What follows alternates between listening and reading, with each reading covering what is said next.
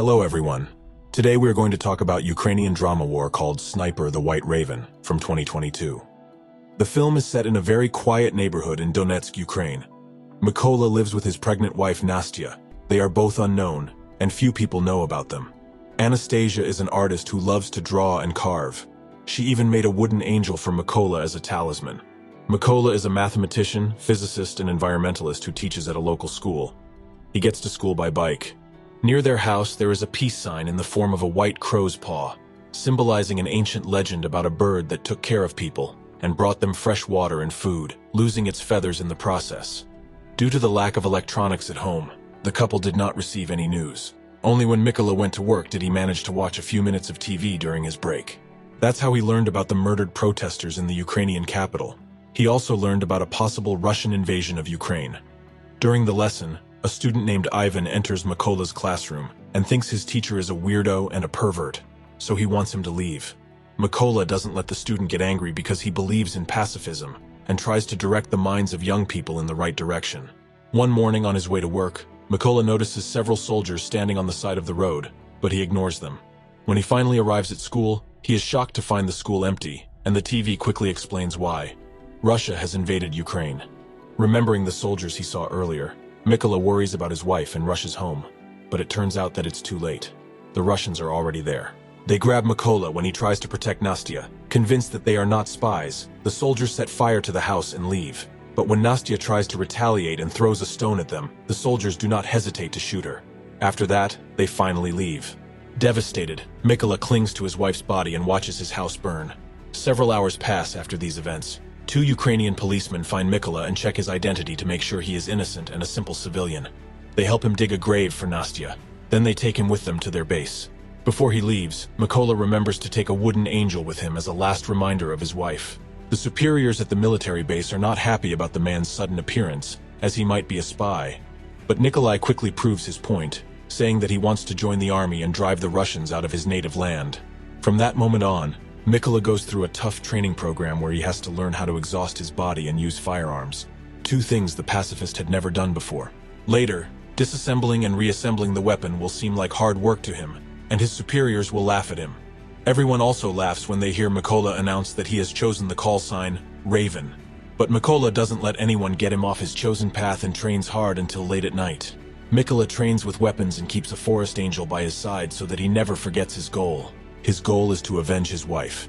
A few weeks later, the cadets learn that there is a shortage of snipers at the front, and the army is looking for volunteers for this job.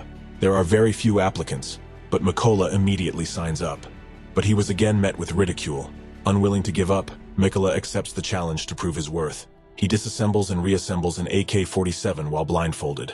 It took him less than 20 seconds. Having finally earned everyone's respect, he is now known as the Crow. This is exactly what he wanted. The theoretical part of sniper training is easy for Mykola. Thanks to his knowledge of mathematics and physics, he can make calculations faster than the teachers themselves. He also flawlessly follows rule number 1. Rule number 1 is to remain absolutely still and quiet, even when the instructor is shooting at the ground nearby. But unfortunately, he is not very good when it comes to real shooting. It turned out that for some reason he was given a different weapon than everyone else. This weapon is not suitable for sniper shooting in war. Every time Mykola points this out, he is told that he has to figure it out himself. Once again, Mykola refuses to give up and develops a plan to prove that he is capable of passing his final sniper test. The test takes place at night, and the cadets must shoot as soon as the instructor launches a flare that illuminates the target. However, Mykola does not shoot yet. He uses the light to calculate the distance, and when the test is over, he shoots in complete darkness and hits the center of the target. No one has ever managed to do this before. This shot allows Mykola to graduate from the sniper school with the highest score and get into a first-class unit. During their first mission, Mykola and his fellow snipers have to liberate an important checkpoint captured by the Russians. Following the order, they successfully infiltrate the territory. The guy spots a target, but when they are about to shoot, the team is suddenly forced to pause their plan as a civilian car approaches the checkpoint. Soon, Russian soldiers force the two civilians to get out of the car and hand over their passports. The Russian soldiers then refuse to return the passports to the couple and ask them to leave. After the man demands his belongings back, the Russian soldier responds with violence. Soon, Mykola's team notices this and immediately attacks, killing each soldier with quick and accurate shots. They also hit a guy who is trying to take a civilian girl hostage. As soon as the mission is over, the team puts up a Ukrainian flag to regain control of the checkpoint. But when they return to the base, Mykola hears that his colleagues have left for another mission, so he takes the opportunity to revisit the school where he once worked. The sight of the destroyed classrooms deeply affects Mykola. The next day, when the other sniper group returns, Mykola is struck by the heavy news that one of his friends has been killed by an enemy sniper's bullet. This gives Mykola another reason to take revenge. For his next mission, Mykola hides a bundle of explosives in the trees behind the leaves and then hides in the grass, waiting for the enemy. When Russian soldiers appear in the forest, Mykola does not dare to shoot because he sees something he cannot believe. His student Ivan joins the Russian army and goes along with the rest of the enemy. He jumps to his feet when the captain orders him to shoot. Nikolai aims at the detonator and kills all the soldiers, including Ivan. When the captain asks what happened, he gets Nikolai's explanation. He replies that Ivan made his choice later, during a school break. Mykola and the captain exchange memories of their home. The captain brings photos of his family and explains that he has an agreement with his wife not to tell his daughters about the nature of his work, so they think he is just going on a business trip. In response, Mykola shows them his wooden angel. He explains that the angel symbolizes his own lost family. A few days later, Ukrainian troops manage to occupy the border trench. A sniper group takes up position and waits for the troops. After that, they prepare to invade the region.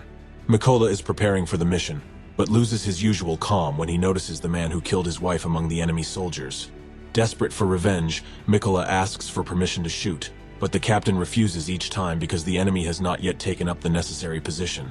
Finally, Mykola refuses to wait and fires, hitting a soldier but giving away his location to a hidden sniper who immediately returns fire and kills the captain. As the soldiers return fire, Mykola has to drag the captain's body across the field, dodging bullets and bombs. A few hours later, when Mykola finally returns to the base, his superior promises that an investigation will be conducted to find the sniper who killed the captain. And when they finally find him, they will call on Mykola to kill the enemy. Meanwhile, Mykola is overwhelmed with guilt. He decides to go alone to correct his mistake. His sniper skills are still on top.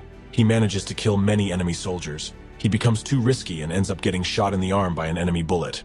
Shortly afterwards, Mykola goes to a secret hideout to recover a bit and watch the news to find out the political status of the negotiations with Russia. But he is interrupted by an important call. It turns out that the army has discovered the location of the sniper who killed their captain, so Mykola has to return. Before the mission begins, the soldiers are told all the information they have gathered so far. The sniper's bullets are very long range. He has already killed 5 snipers and 3 machine gunners. His name is Sari. The enemy is very crazy. He records all his kills and posts videos to demoralize the soldiers. He even had the audacity to post a recording of their captain's death. All these losses have allowed the army to locate Sari, and since they can mine the place, they come up with an alternative plan. They want to destroy the soldiers from below to clear the way, and then Nikolai has to sneak in and meet Sari face to face. At the beginning of the mission, the all-Ukrainian snipers take up a position and wait for Mykola to go inside. Mykola walks across the field. The first soldier he meets is the man who attacked his house and still remembers Mykola. He says he should have killed him the first time, but Mykola kills him with one quick and accurate shot. The man signals his teammates to attack, encouraging all the snipers to open fire at the same time and check the area without raising the alarm. After that, only 2 enemy snipers remain alive, including Sari. They do not notice that something is wrong until they stop receiving radio messages. Sari begins to realize that everyone is dead. Meanwhile, Nicholas takes the opportunity to sneak into the building unnoticed. Sari calls for reinforcements and sends another soldier to keep order, while he returns to his seat, where he is surprised to see a small forest angel. At this very moment, Nikolai comes out and jumps on Sari to kill him with a knife, while the other soldier falls victim to a grenade that was already waiting for him. Then the reinforcements that Sari had called for arrive, and Nikolai uses Sari's radio to tell the enemy soldiers that they will pay for what they have done. As soon as the Russian truck parks, the Ukrainian soldiers open fire on it, destroying all targets. After a while, Mykola realizes that he has avenged his wife, friend, and captain. He decides to take a break and go home to visit Nastya's grave. Unfortunately, no matter how much he misses home, he cannot stay because he still has a lot of work to do for his country. In the final scene of the movie, he goes on another solo mission. Mykola is ready to destroy as many villainous soldiers as it takes. If you have watched the video so far, you should know that I am happy to have viewers like you. Thank you for watching to the end. Subscribe to the channel and follow the news. Klontsak Recapped was with you. See you soon.